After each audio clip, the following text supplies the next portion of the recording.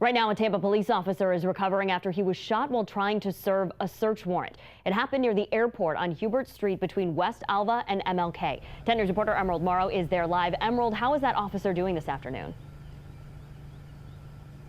Well, Allison, police say that he is alert and should fully recover after being shot right here at the Hubert Avenue Villa Apartments overnight. Now, police have been out here for hours investigating this incident involving one of their own. They just left moments ago, and neighbors are also looking for answers on what would motivate someone to do something like this. Now, this is the man that police say is responsible for all of the trouble. This is 35-year-old Walter Jaworski. According to police, officers were trying to serve him a warrant on multiple charges, but he was not too happy about that, leading him to open fire, injuring Officer Richard Lear, a 10-year veteran of the force. Lear was taken to the hospital where he is conscious. We do know that he was shot at least once, possibly multiple times. Another officer was also injured, but fortunately, it was not through gunfire. Now, police say, while obviously this was a violent crime, the chief believes this points to a bigger problem in our society. These are the type of things that police officers see every day. I think it's clear that we have a problem with mental health issues in our country. And, you know, this is just another example of what our officers deal with every single day out there.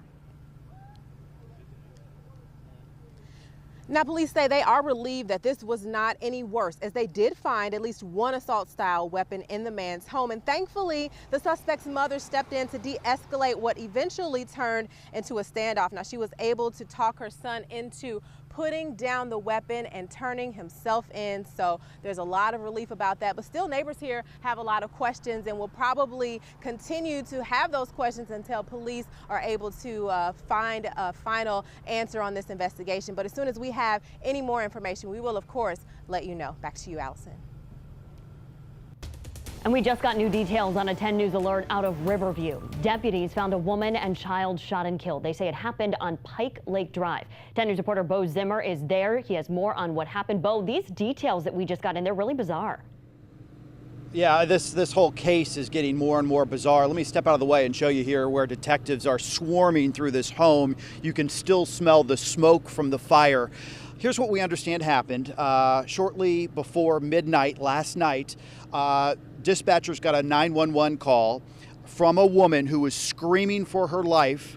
In the background, deputies say that they could hear a man screaming Allah Akbar, and that the demons were after him, trying to kill him, and that she tried to kill me. They immediately sent deputies out to the scene. They found a woman shot to death in the front yard of one of these two homes. They then noticed in the beige, or the more yellowish beige home, fire coming from the inside of the home, where they found two children gravely injured inside. A little girl was pronounced dead here on scene. The little boy was transported to the hospital with life-threatening injuries. He is in stable condition, and we have just received word of an arrest in this case. They have arrested Ronnie O'Neill III, 29 years old. He is now charged with 2 counts of first-degree murder and 1 count of arson. We'll be on this story. We'll have the very latest coming up tonight, later on, and on WTSP.com. Reporting live in Riverview, Bo Zimmer, 10 News. If you were outside this morning, it was difficult to see. There was a lot of fog. Yeah, really thick fog, and it's still hanging around as we go into the afternoon. St. Pete, for the most part, finding a lot of this sea fog slowly thinning out. You'll find a few peaks of sunshine here and there, but have a look at the view from the Mahaffey Theater in downtown St. Pete right now. Still that low cloud cover and that fog hanging around. Visibilities, though, in the rest of the area much improved. St. Pete, though, had 4-mile visibility. Throughout a good portion of the morning, that visibility was down to 0. It was hard to see more than 50 yards in front of you. We do have rain out there, though. Spotty showers, especially north of the I-4 corridor.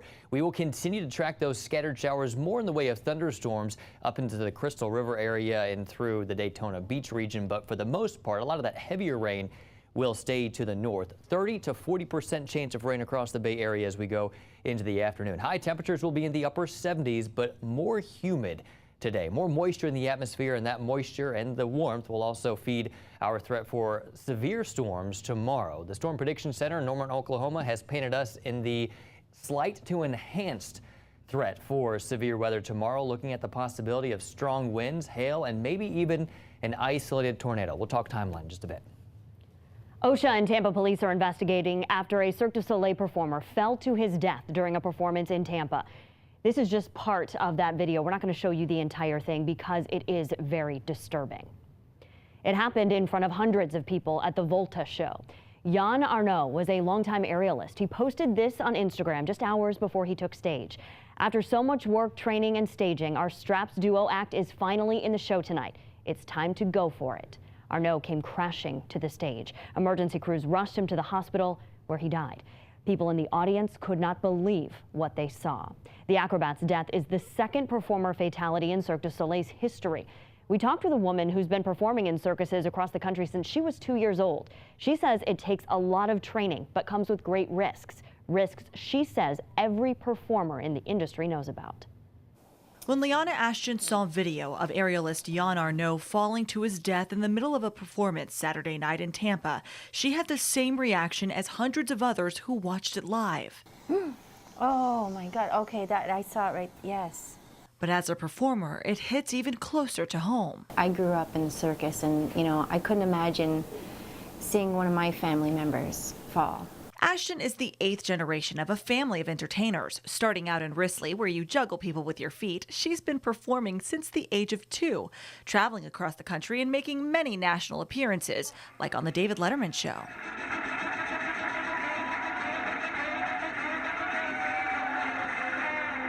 She's even performed in front of Michael Jackson. After the show, when we were talking with Michael Jackson, he said, "Hey, can you repeat that for me? I'd like to see those moves again."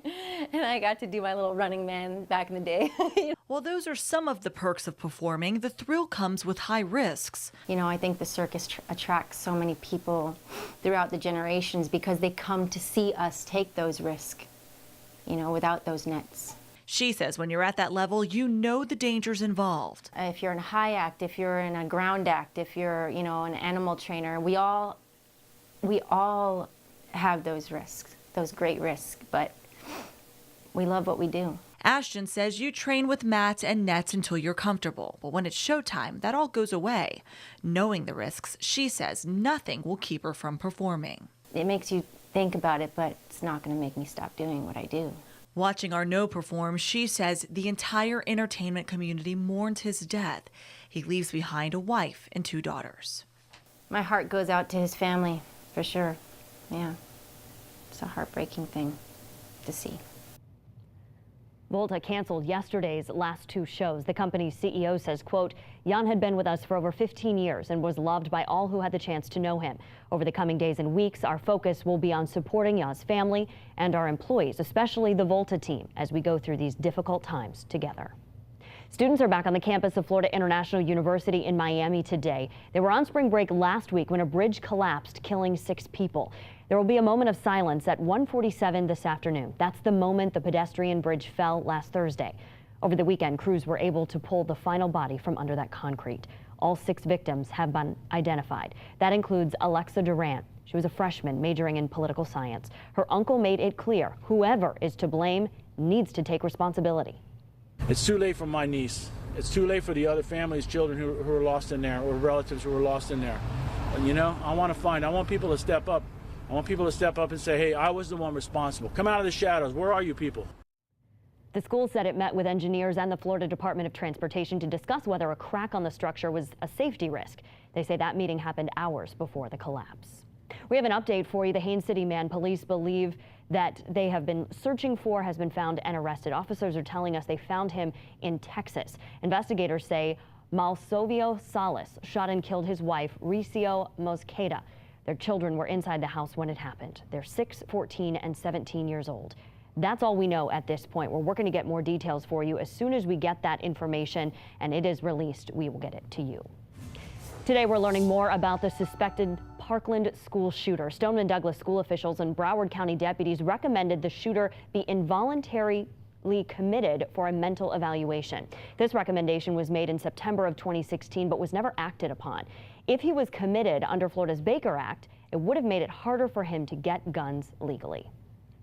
Governor Scott just got finished signing House Bill 21, which aims to fight the state's opioid epidemic. The newly signed bill puts restrictions on prescriptions That means that doctors can only prescribe drugs for up to 3 days unless there's a special exception. It also calls for $53 million in both state and federal grants that will go toward treatment programs. And it updates Florida's prescription database. Police in Texas are once again on high alert. They have responded to a 4th package bomb in just 16 days. This time, they believe a tripwire was involved.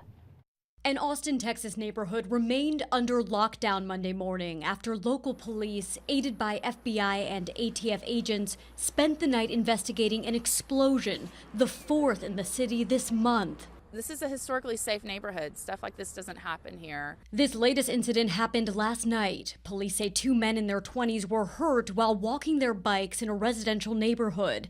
They were hospitalized in good condition. We believe that a tripwire may have been in effect on this device. This explosion happened in southwest Austin, far from the 3 package bomb attacks in the eastern part of the city that killed 2 people and injured 2 others earlier this month. The previous attacks targeted Black or Hispanic victims. Police say Sunday night's victims were white, but investigators still see a connection. Based on the preliminary review that we have done at this time, we have seen similarities in the device that exploded here last night and the other 3 devices that have exploded in Austin starting on March 2nd.